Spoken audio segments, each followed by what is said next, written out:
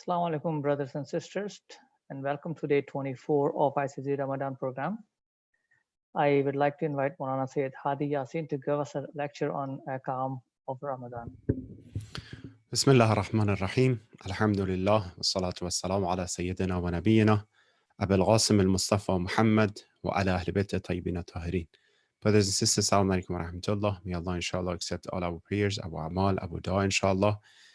And I hope inshallah and I pray that you all are healthy and safe. There's some situation in Ramadan that qadha and kafara together will become wajib for the person. For example, if someone in month of Ramadan breaks the fast with eating, drinking, or staying in the status of janabat. Of course, amdan and purposely, and with the option that he or she knew that this is the situation. And it's not because they've been forced or anything. In this case, beside the qaza, this person should pay the kafara as well.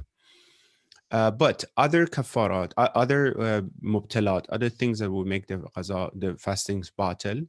For example, if someone do something that would throw up, or lying to Rasulullah and Ahlul Bayt or Allah, according to some maraj, kafara is not wajib, although it's mustahab to pay the kafara as well.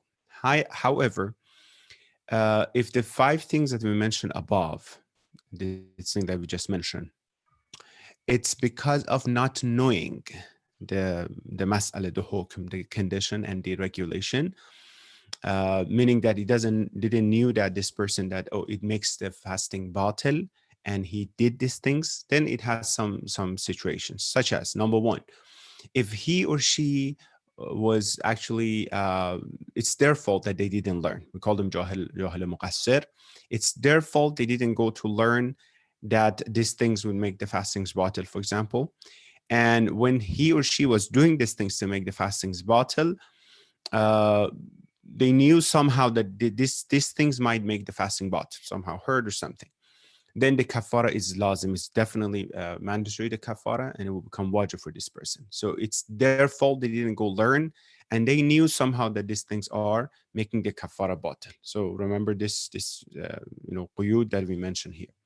Second is that if the second situation is that it's not his fault or her fault necessarily that they didn't learn. We call them qasir. It's not that they didn't care about learning. Somehow, anyhow, it's not their fault necessarily, even though they could go learn, even though they could go learn and understand these things both ways.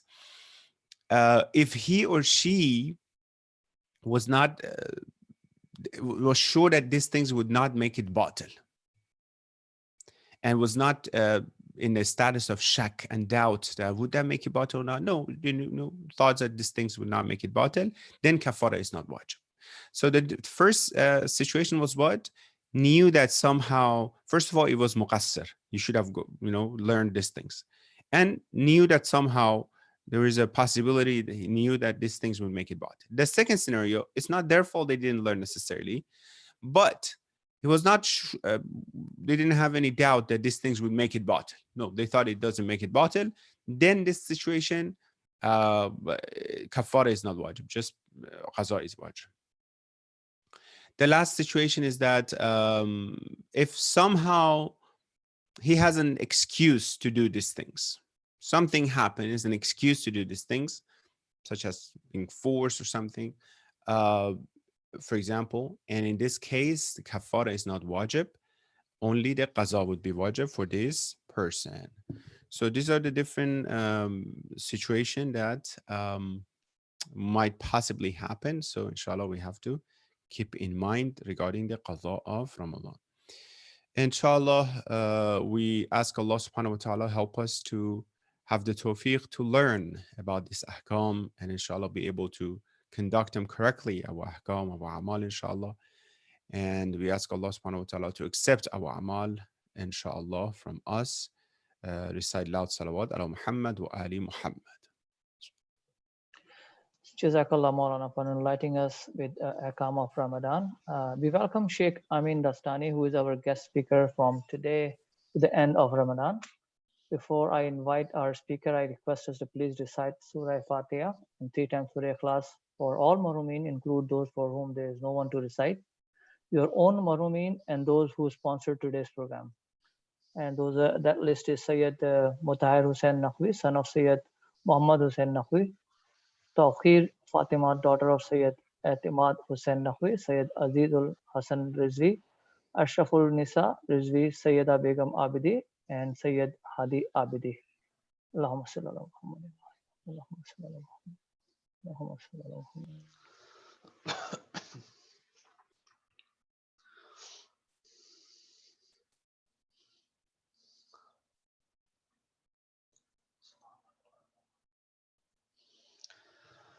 أعوذ بالله من الشيطان الرجيم بسم الله الرحمن الرحيم الحمد لله رب العالمين والصلاة والسلام على سيدنا ونبينا أبي القاسم المصطفى محمد وعلى أهل بيته الطيبين الطاهرين اللهم صل على محمد وآل محمد وعجل فرجهم.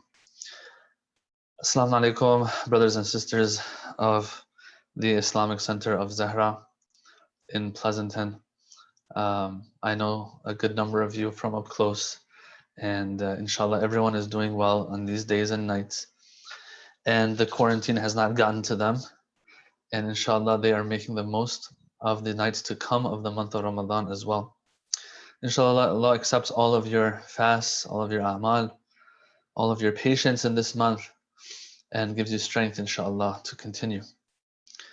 In the next few nights until the end of Ramadan, or maybe one night before Ramadan, and before the end of Ramadan, we're going to be, inshallah, discussing a theme that I've chosen to discuss throughout the month in different places that I have personally, I take a lot of inspiration from.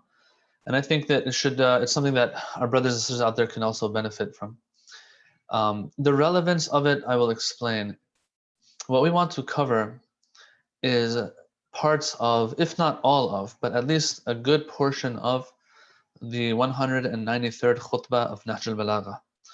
This khutbah is titled as the khutbah of the muttaqeen, the ones who have taqwa, the ones who are pious. Now, I have to explain that. There are a few points we need to go through. First is we need to discuss the relevance of this topic to what we're in right now of the holy month of Ramadan.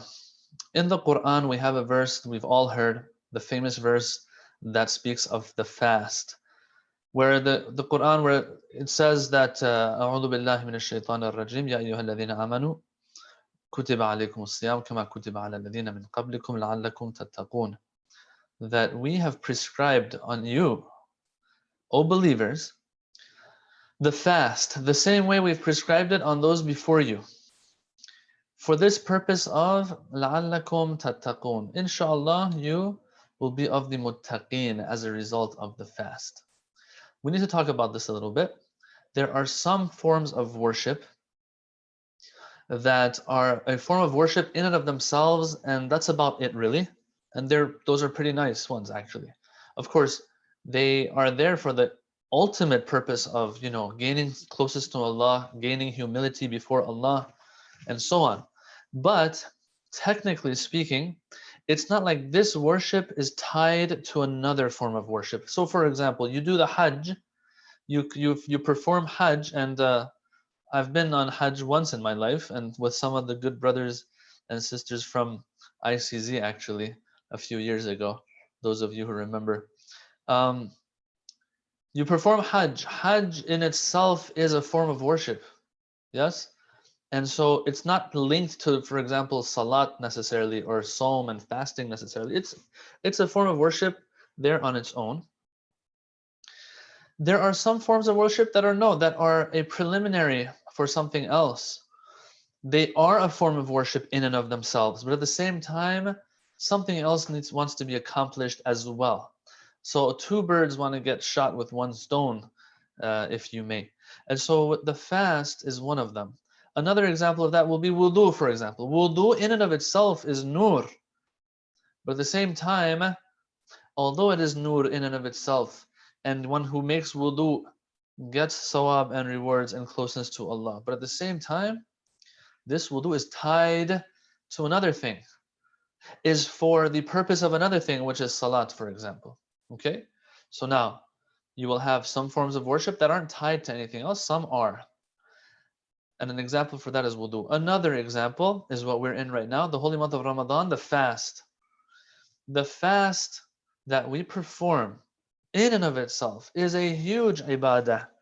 Not only is it a huge ibadah, and it gets hard and bitter, sometimes we don't like it, but this is going to be a shield for us, inshallah, on the day of judgment. It will melt away those maybe mistakes and sins we've committed in this life. I'm not saying that's the only purpose of it. But anyway, this fast, in and of itself, yes, is a wonderful form of worship, but it's tied to something else as well. It's a preliminary step to something else as well, and gaining something else. What are we talking about here? What the verse is mentioning. That's what we're talking about here. So it says, لَعَلَّكُمْ تَتَّقُونَ. Look, we prescribed the fast upon you, and it is wajib for you to fast and all of that. But understand, there's a purpose for all of this. This fast is tied with something else. What is that something else? That something else is taqwa. To develop taqwa. Let's talk about this a little bit, and then we'll talk about the definition of taqwa a little bit, and we'll move on. All right, so today, most of it, if not all of it, will be more of an introductory session, but introductory sessions are very, very important in understanding things properly as we move on and for putting things into perspective. So the verse says that we want you to gain taqwa. Wait, what does the fast have to do with taqwa? I mean, Allah subhanahu wa ta'ala in the Quran, He could have said that also, Sallu la'allakum tattaqun. Yes? Kutiba alaykum as-salat la'allakum tattaqun. Kutiba alaykum az-zakat la'allakum tattaqun, and so on. Yes? Lillahi ala nasi hajjul bayt la'allakum tattaqun. Or la'allahum yattaqun, for example. Whatever. You can think of a ton of examples. Why is it that Allah subhanahu wa ta'ala in the Quran puts His finger on this form of worship and is asking the people to uphold this command of His, and is also disclosing to us that it's not only is it a worship in and of itself, but it also helps us achieve something else and is a preliminary step to something else. What is going on here? And this is where I think if you think about it a little bit, it'll become very clear and obvious. There is a willpower that one exercises when fasting that you will not find anywhere else. Yes, waking up for Fajr for some will be hard. Yes, I don't know, Dhuhr time, Asr time, Maghrib time, getting up, leaving your video games. I know there's kids out there playing video games these days. I know it's hard to put those video games aside and pray Salat al-Dhuhr, for example. I know it's hard to do, all these kinds of things. It's you want to do something that is haram, you turn away from it. Yes, these are all hard. But man, the willpower that one needs to exercise when it comes to fasting is at another level. And we can all attest to that. 14, 15, 16 hours of not eating or drinking.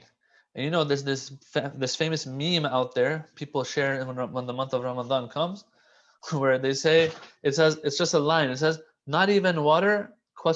Exclamation point. Yeah? So what are they getting at here? When they say that, what they mean in that meme is that, yeah, this is what our non-Muslim friends are always telling us. Like, okay, you're not going to be eating anything for the rest of the day. Fine. But then when you tell them I can't drink water either, they're like, okay, wait a minute here. Now that is something hard. All these people who are into fitness and bodybuilding and, try to keep themselves nice and toned, their bodies toned, they will have intermittent fasting too, but they don't necessarily not drink water either.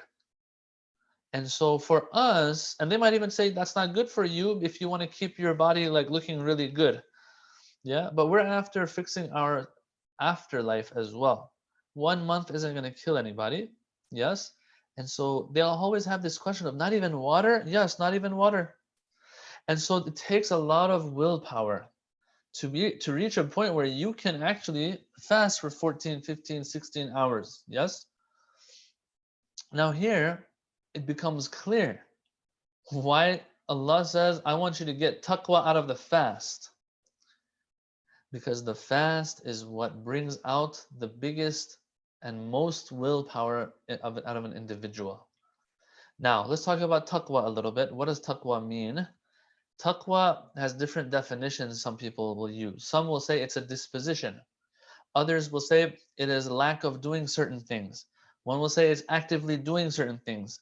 But all in all, it comes down to one thing, brothers and sisters. We don't want to get all nitty-gritty on the wording and the terminology and semantics of things. Yes?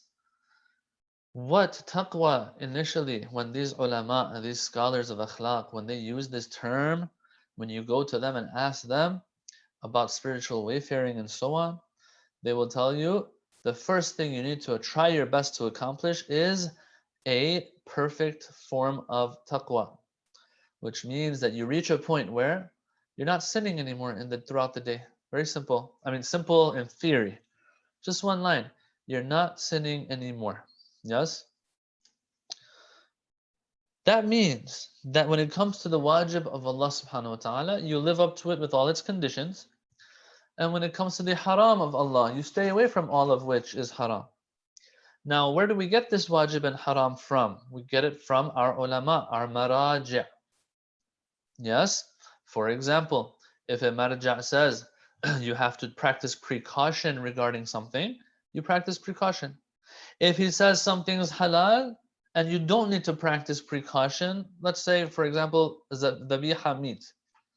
In this case, he'll say practice precaution. In that case, he'll say you don't need to practice precaution. These are the wajib and harams of Allah. Pray your salat like this. If you save up money for this or that, this is how the khums of it will work. And so these are all wajib and haram. And by the way, it makes me happy. Sayyid Hadi Yasin before this was speaking ahkam. He was teaching ahkam for like 5 minutes. That is wonderful. I don't see this in a lot of places. You know, people take ahkam for granted. Yes, a scholar who speaks of ahkam needs to know his stuff. But the ones who know their stuff, they really need to put it out there. Yes, even if it's 2 minutes here, 5 minutes there, going over one mas'ala, two mas'alas, it's beneficial to the people, for the people. And so this is where it all begins, brothers and sisters.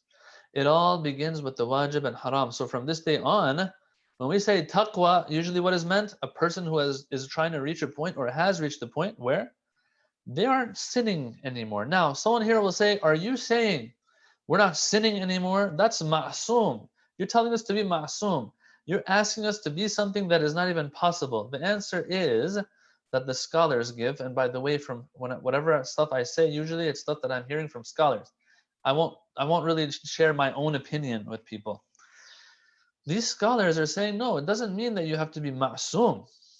What it means is that the rule and the default with you is that you are not sinning too much throughout the day. You are actively trying to avoid disobedience of Allah when it comes to the wajib and haram. That's what it is.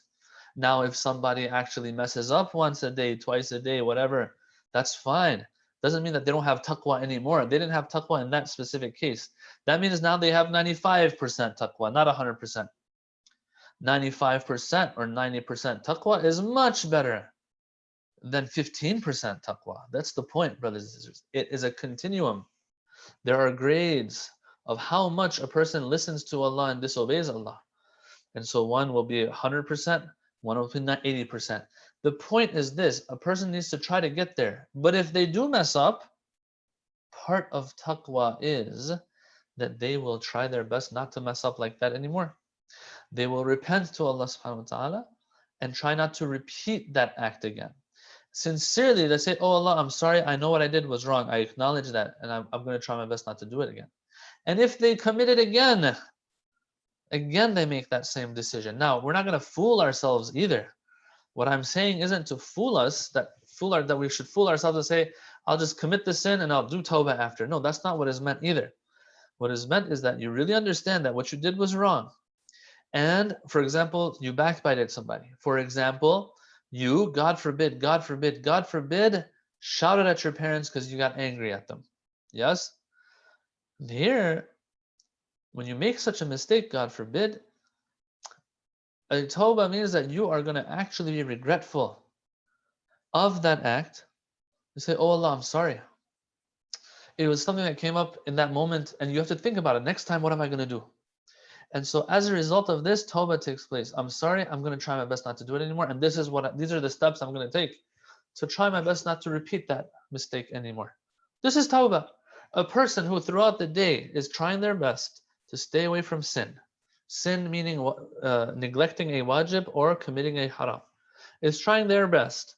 And it reaches a point in the day that they do actually commit a sin, but they do tawbah. This is what we're talking about. This is taqwa. This is good. Yes? All right. So now, the Quran is saying that we are prescribing the fast upon you so that you may eventually reach a point of taqwa. And taqwa means a person reaching a point where they're not really sinning too much anymore, if at all. All right, so that's what we're trying to get out of the fast. For us to reach a point that this happens, we're not sinning anymore. But once again, the question remains, how is that? What is the link between these two? What is the link between willpower and not sinning anymore? I think that's obvious too, brothers and sisters. I think the answer to that is pretty clear as well. That the answer is that, look, throughout the day, in the month of Ramadan, a person abstaining from things that are halal on them. Like, are you kidding me? Eating and drinking isn't haram. Eating and drinking halal things is not haram. But in these days of Ramadan, it becomes haram on us. Yet Allah, it's as if He shows us, right? This is pretty cool. It's as if He's showing us practically that, look, you can stay away from haram outside of Ramadan, because in the month of Ramadan, look, I'm proving to you yourself how much willpower you have. You have the willpower to stay away from food and drink for 15 hours on end, right? You have that willpower. So don't tell me outside of the month of Ramadan, when eating and drinking is halal, that you don't have what it takes. These are all excuses. Allah trains us like a trainer in the gym. He trains us in this month. He proves to us, He shows us, look, you have what it takes. And our willpower gets stronger and stronger and stronger in this month. And so after the month of Ramadan is over, inshallah, our willpower has been polished up and is jacked up. It's strong. It's jacked. It's strong. Yes? And we can use it to stay away from the harams. We'll be like, okay, now I can continue with my eating and drinking. Just got to stay away from the harams and make sure my wajibat are done. That's why in reality, this month of Ramadan is something that will fuel us for the next 11 months, inshallah, so that we reach a point where we're not sinning anymore. Some people say we want to make sure to carry that spirituality we gained in the month of Ramadan, carry it on to the following months. Well, of course, brothers and sisters, the spirituality of the month of Ramadan is different than the spirituality outside of the month of Ramadan. Allah has blessed this month. So we can't necessarily expect to have the exact same spirituality we had for the upcoming 11 months, especially a person like me who has a weak faith, But what we can expect is this, that as a result of me practically practicing taqwa and more in the month of Ramadan, after the month, I will continue to practice this taqwa, and my willpower will continue to get stronger and stronger and stronger. 6 months later, I have reached a point where even after the month, I'm still I'm doing good spiritually. And look, brothers and sisters, a good example of how letting go one day after the holy month of Ramadan, 1 month or 1 year after the holy month of Ramadan, 11 months, let's say, after the holy month of Ramadan, might take you back to square one. A good example for that is just like dieting. A person who diets, all of us out there who have dieted in the past will very clearly know how it works. Usually, what happens is you diet, you shed off the extra weight, and you're hanging in there. Everyone's like praising you. Oh my God, look at you all in shape and good shape and stuff. But you go here, you go there, you socialize with your friends a little bit, you go out and eat, and before you know it, because you've let go, you're back to square one, if not even worse sometimes, and you gain the same weight back. I don't like comparing, the material to the immaterial and the physical to the metaphysical, but it's an example.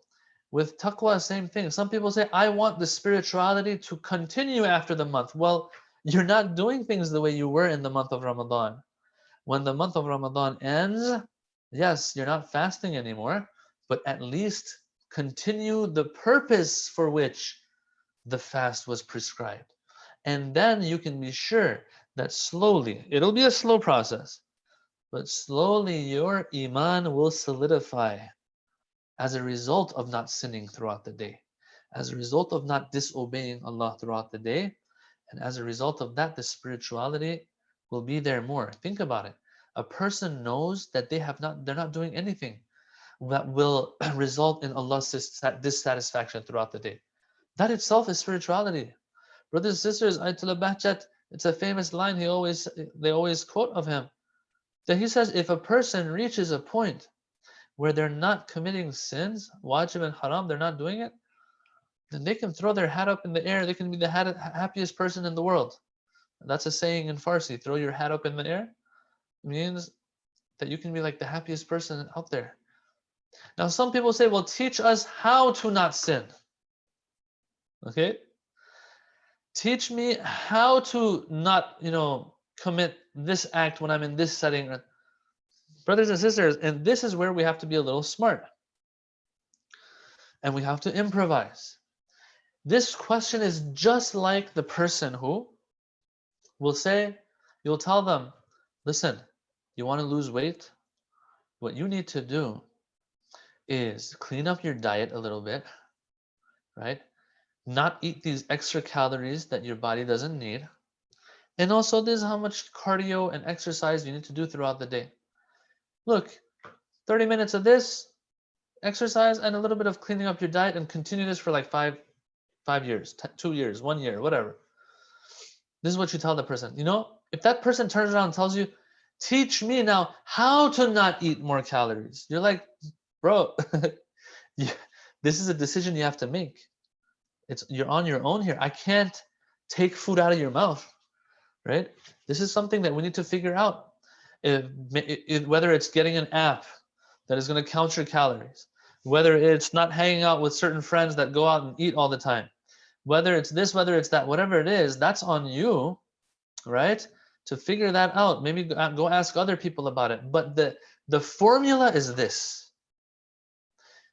is to not eat extra calories, exercise. Now here, in the spiritual realm of things, same thing.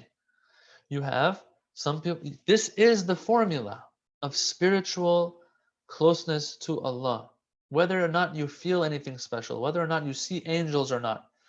Some people's definition of spirituality is off. I personally feel spirituality, the definition of it is closeness to Allah. For that, there's a formula. How much are you obeying Allah on a daily basis? That's what the formula is. Now, if someone says, well, teach me how to stay away from haram. Well, apparently, the significance and importance of this taqwa has not sunk in for you yet. Or else if the akhirah is the most important thing for me, I will sit down and reflect a little bit, and I'll make a firm decision to try my best to stay away from sin.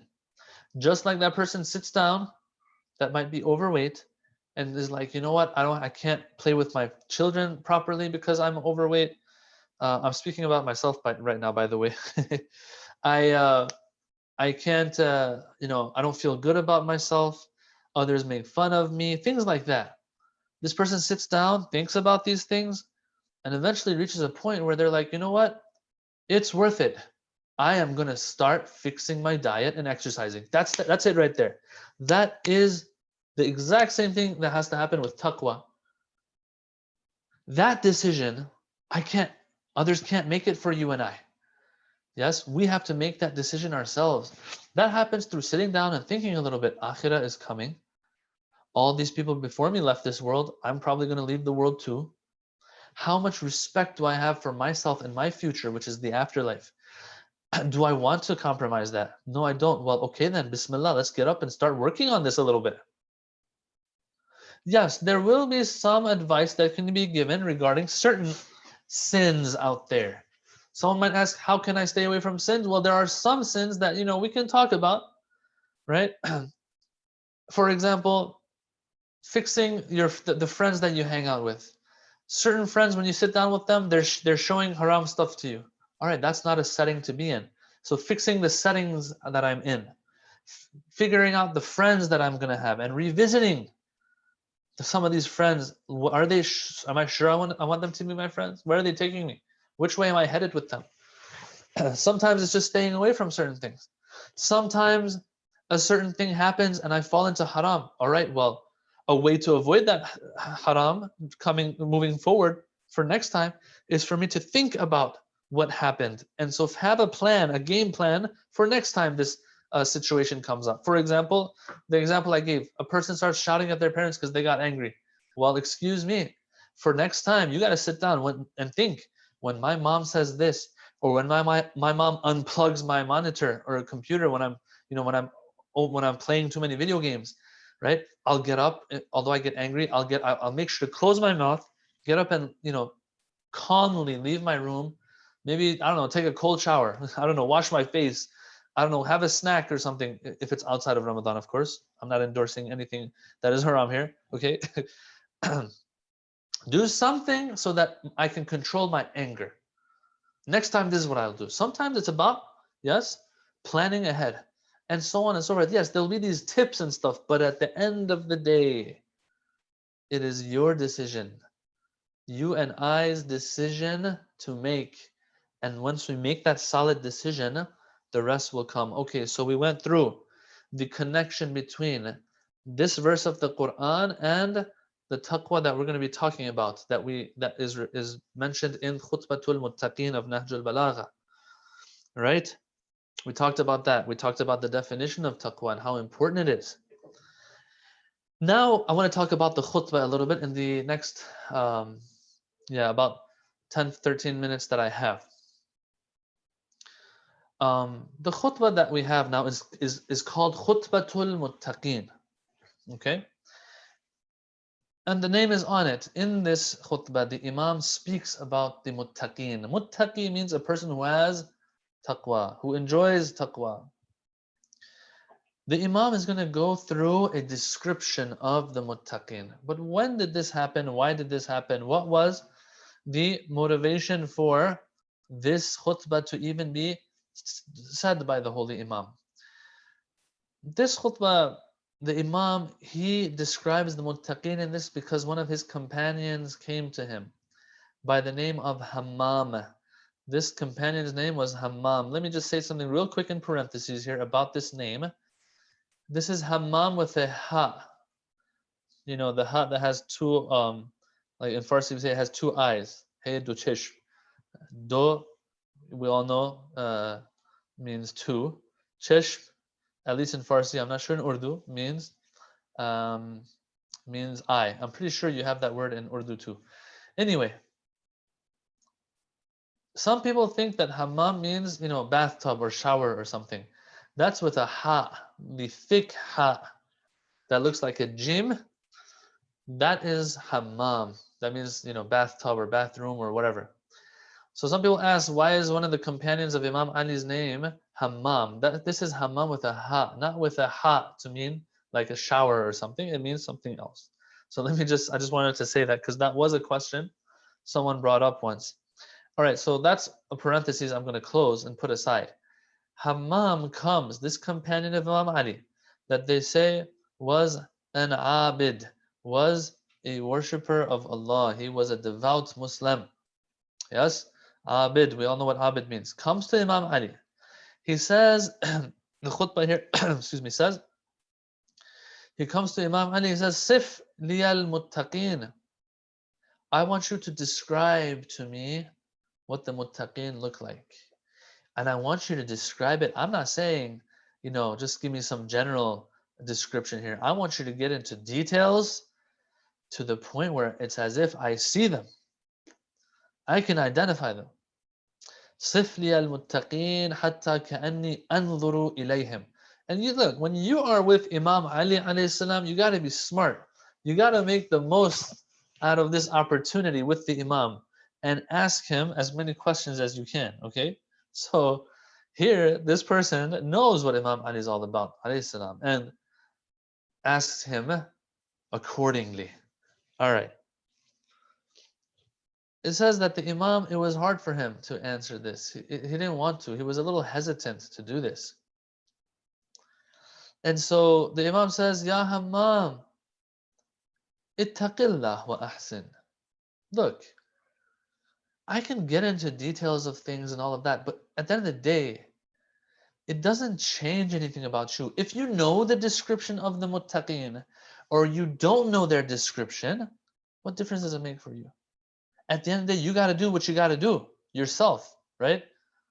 It's like me going out again, going to the gym and looking at every single person out there. Okay, this person is doing his push-ups right. This person, his chin-ups, they're doing it wrong. This person, no, they're doing it wrong. This person's doing it right. Looking at everyone and seeing how they are. But at the end of the day, whether or not everyone's doing it right or everyone's doing it wrong, it don't matter. Does not matter. Why? Because for me, I have to put the work in for myself, or else everyone in the world can be out of shape and everyone in the world can be in shape. It doesn't matter. It's not going to contribute to my physique negatively or positively. And so it's not going to change anything for me. So I got to do work for myself. Here also, Hammam is asking Imam Ali, describe them for me. Now, of course, Hammam, when he's making such a request, he is doing this because he wants to get even more motivation probably for his own work. I'm not going to deny this, brothers and sisters. Sometimes seeing the final product of something motivates us to work harder. There's all these motivational videos online, right? For fitness, for other things as well, for a lot of other things. And they show you the final product of something. Why? It motivates you. It makes it easier on you knowing that this is what the final product looks like. And you have that drive now, more of a drive to move towards that destination and goal, right? Makes sense. So it is total common sense, I would say, what Hammam is asking. But there's a reason why Ali ibn Abi Talib is a little hesitant here that we'll talk about later maybe, to share all these descriptions of that he's asking for. So in the end, he tells them, look, what difference does it make if I tell you or I don't share with you the description of the muttaqin? At the end of the day, what matters for you is that you have to have taqwa. You have to do righteous deeds, right? That is the active ingredient for you and your spiritual development and growth, right? Yes, it is. So the Imam tells them, ittaqillah wa ahsin. Have taqwa. Practice taqwa. Instead of asking what they look like, practice it. Have the wajib and haram taken care of. And also do good deeds and righteous deeds. Ahsin. Why? Because the Quran says, Imam Ali gives him a verse of the Quran, Inna Allaha ma'a alladhina taqaw wa alladhina hum muhsinun. Allah is with those who have taqwa and are muhsin. They do hasan deeds. They do righteous and good deeds. That's all you got to worry about, right? Don't worry about the rest. Now, Imam Ali was hesitant. Some of you, or most of you, if not all of you, are familiar with this khutbah already. That Imam Ali alayhi salam was hesitant because he knew something was going to happen in the end for this individual. That's why he wasn't saying these things. But in the end, the Imam, he does share the description with him. And we'll talk about more about that in our last session, inshallah, why the Imam did that and so on. But for now, this is important, that we also have to understand there are some of us out there, they're always trying to figure out how the Urafa were. This Arif had this, that Arif had that special power or authority or permission from Allah to do certain things, and so on. And they're trying to learn about certain even things that edge on superstition sometimes. And they're trying to figure out how they can see a jinn, for example. How can I see an angel, for example? Brothers and sisters, the Quran doesn't say try to see angels. The Quran doesn't say try to see a certain dream of a certain imam even. Yes, it's something good. And of course, we're always open to something like that. But That is not the goal. And so here, someone has to shake us and remind us, hey, don't forget what the goal was. The goal is taqwa and ihsan, and doing good deeds. If these things happen, they happen. If they don't, they're not relevant. It's okay. That's not the goal. You'll see everything after maut and death. Don't worry. The time will come. Yes? So the goal is this. So Imam Ali is keeping it real. Says, you want to hear a description, a long description? Look, just stick to the basics. Continue doing what you're doing, inshallah. And we have the same exact thing happen for the people of the disciples of Prophet Isa alayhi salam as well. We have the same exact thing happen for them. They asked Prophet Isa. They said to Prophet Isa, they said to him, O Isa, Ya Isa ibn Maryam, can you have your Lord send down a ma'idah from the heavens for us? Ma'idah in Arabic means sufra, means dastakhan. Okay? Send down a feast for us, a divine feast from the heavens, so that we can eat from it. What was his? What was the Prophet Isa's answer? So the verse is verse 112 and verse 112 to 114 of Surah Ma'idah, the 5th chapter of the Quran. إذ قال الحواريون يا عيسى ابن مريم هل يستطيع ربك أن ينزل علينا مائدة من السماء تكون لنا من السماء قال اتقوا الله إن كنتم مؤمنين. They said, we want you to send a dastakhan, bring down a dastakhan from Jannah, from Allah, divine, so we eat from it. You know what Prophet Isa's response was? Hey, let's keep things real here. God, ittaqullah. Prophet Isa said, hey, have taqwa. What are these things you're asking for? Whether Allah sends something like that down or doesn't, who cares? Right now, what you have to worry about is that you're in this life and you're doing what you're supposed to do in this life, which is to have taqwa, to reach a point where you don't disobey God. You're an obedient servant of God. That's what you have to be after right now. Don't get distracted by other things. Now, we know the story goes on, and Prophet Isa does ask that from Allah. Yes, the story does go on. But right now, the point I'm trying to make is this. He didn't just say, oh, okay, let me get it for you. He said, ittaqullah in kuntum mu'minin. If you have belief in Allah, then do what you got to do. Don't worry about the rest. Have taqwa. All right. So that, I hope, strikes home for some of us, or hits home for some of us, that let's just stay focused on what matters, keep things real. Now, the last point I'll mention in these last couple minutes that I have is that when we look into this khutbah, what we find is a whole list of things, some of which and many of which are not necessarily haram things that the Imam says that these muttaqeen stay away from. Or they're in this list of things, we'll find certain descriptions and certain things that these individuals, these muttaqeen do that are not wajibat, they're mustahabbat. So if you remember in the beginning of this session, we were talking about the definition of taqwa and what taqwa is all about, and it's all about refraining from haram and making sure we do and fulfill the wajibat. But then here in the khutbah, which has the title muttaqeen on it, we find more than just wajib and haram. So how do we reconcile these two? Is there a discrepancy? Is there not? The answer is no, there is not. Why? Because when the Imam explains these muttaqeen, he's explaining what a muttaqi will look like once they continue the path of Allah and the path of obedience and not sinning. Brothers and sisters, some of the things that are in this khutbah, they don't happen to a person overnight. They're not even in our hands. You'll see certain things that we'll get to, they are things that Allah has to gift us with, or else we won't have it. And so it seems the Imam is speaking about the high level that these muttaqeen reach.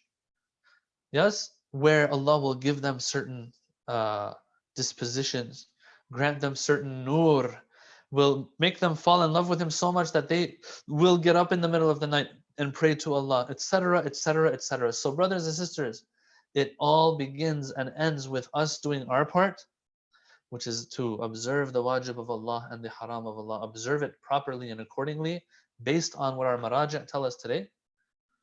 And if we continue that, slowly, slowly, Allah will make us even thirstier for more. Eventually, this is what a muttaqi will look like, what Imam Ali alayhi salam, Imamul Muttaqeen, is sharing with us in this khutbah, inshallah ta'ala. Until tomorrow's session, keep us in your du'as. Wassalamu alaikum wa rahmatullahi wa barakatuh. Thank you, Maulana, for an informative speech. And that actually concludes our program for today.